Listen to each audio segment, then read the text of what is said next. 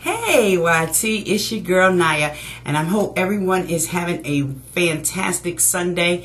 YT, I am coming to you today with this little video basically to talk about when is it time to throw makeup away.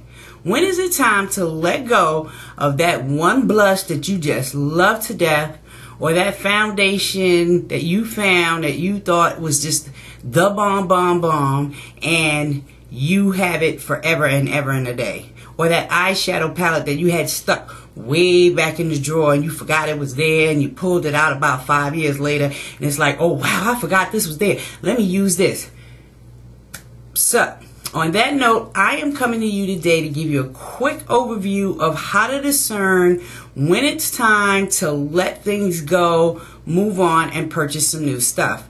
Most of this information will be a little more relevant to MAC items because I have kind of talked with the MAC personnel and some people from Estee Lauder, and can tell you pretty much that this mnemonic system will apply to any Estee Lauder products, any MAC products, and I have kind of found a little bit of information on any L'Oreal and Lancome products. So if you're ready, let's get started with this thing.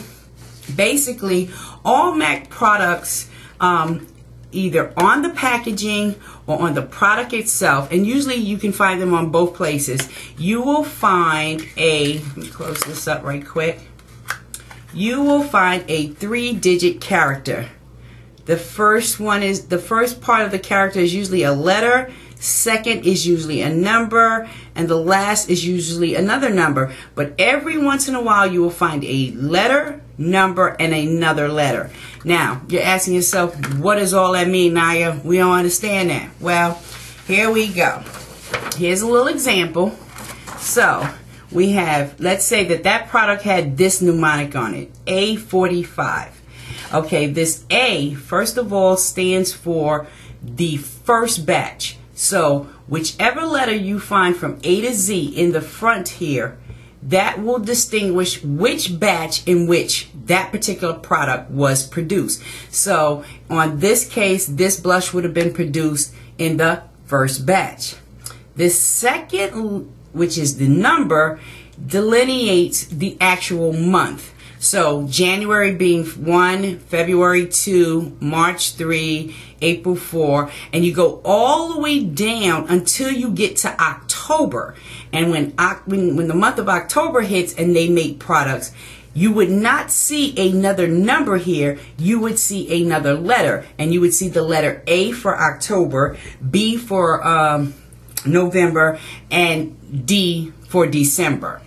And then this last character out here, this number here, delineates the year, with 1 being 2001, 0 being 2001, 2 being 2002, so on and so forth. So right now, if you were to go in the store and you pulled something from the shelf and you got home and you looked at it and it had this mnemonic on it, I would be pressed to take that product back to MAC and exchange it for something more recent. So when you go to pull from the shelf, you want to get a quick glance at what the mnemonic is at the end, because right now, frankly, I don't believe MAC has any products still sitting on a shelf somewhere that were produced back in 2005, since we are in 2011. So right now, I think the earliest date you might still see on some products might go, you might see a 7, you may see an 8 for 2007, 2008, but most of the products are probably going to be 8, 9, and a 0 at the end for 2010, and then you 1 for 2011. So basically, knowing that mnemonic allows for you to know when the product was produced, basically how long from the time of production to the time it hits the store, how long it's going to sit on that shelf before a person buys it. And then your expiration date actually begins at the point that you buy this in the store, get it home, and you open it up and begin to use it. Because once you introduce air into your products, you're introducing bacteria and everything else, and so your timeline starts ticking at the point that you open it. A lot of people were wondering, well, what if I find something that might have been sitting on the shelf and it's been sitting there 2 years? It has a 9 at the end, means it was produced in 2009 and it's been sitting from 2009 to 2011, and I buy it today. That's fine, because air has not been introduced into that product. It just means it sat there for 2 years and made so much. But at the point I pick it up and I open it up and begin to use it, then the timeline starts. So I just kind of make it a formidable habit when I go in to kind of, if I see something I want, I kind of grab it, but I kind of take a quick look to see what that in number is, because if it's something maybe in the 2009s, I might be slightly hesitant. I know it's good, but I'll try to reach and see if I can get something 2010 or 2011 at this point.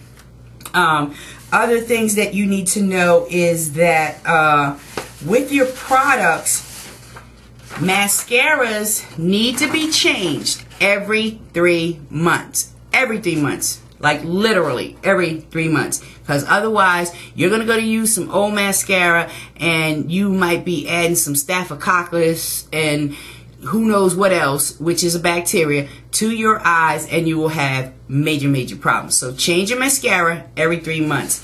Your foundations, if you're using a water-based foundation, you need to change that roughly about every 12 months. If you're using an oil-based foundation, you need to change that roughly about 18 months or earlier, depending on your usage. If you're using it every day, then you're going to change it a lot sooner. Any powders or eyeshadows are usually good up to 3 years, and that's depending on where you store them. Products need to be in a cool area, not in a warm, clammy area or where there's a lot of dust or smoke. No go. You need to store your products properly, and you can increase its longevity. I've even seen people say that, they've had eyeshadow sometimes up to 5 years. Now, if you're in this for your personal use or you're using these things for clients, you're probably going to rotate out a lot of stuff really quickly. But if you are in this for the collecting mode, then you have no problem, because you can just store and keep them forever if you're not planning on using them. But even if time goes on and you haven't touched something in a while and you're wondering, oh wow, is this still good for me to use? One of the things you first want to do is you want to check the smell of the item. If they're eyeshadows, you want to swatch them to see if you still get the same vibrancy that you got from day one. And if things just seem crumbly, if it's an oil-based or a foundation, if it has a funny odor, 9 times out of 10, it's bad. Pitch it. Go get you some more. And the last thing is your lipsticks. Any lipsticks that are physically in a tube, you can usually keep these up to 1 to 2 years, depending on the amount of usage of that particular lipstick, as long as it's in the tube and it's being closed back up. Because if you're leaving it open, air is coming in, therefore bacteria, dust, and everything in the air is getting into your lip product. If it is one of the lip glossy gel types with applicators, you really want to change those roughly about every 3 months, because with the applicator, you are taking the applicator out, you're applying it to your lips, air is getting into it, you're putting that back down in there, so you're constantly reintroducing small forms of bacteria into your lip products. So if it's a lip gloss, lip gelée, those things you want to change out about every 3 months. So once again, quick overview. Check your MAC products, look at those numbers, and what I do is I have a spreadsheet. So basically I list every product that I buy, I list its mnemonic, I list when it was produced by MAC, when I purchased it, and then I start my clock from that point, from the time I purchase it to the time I begin to use it. So once again, check your products.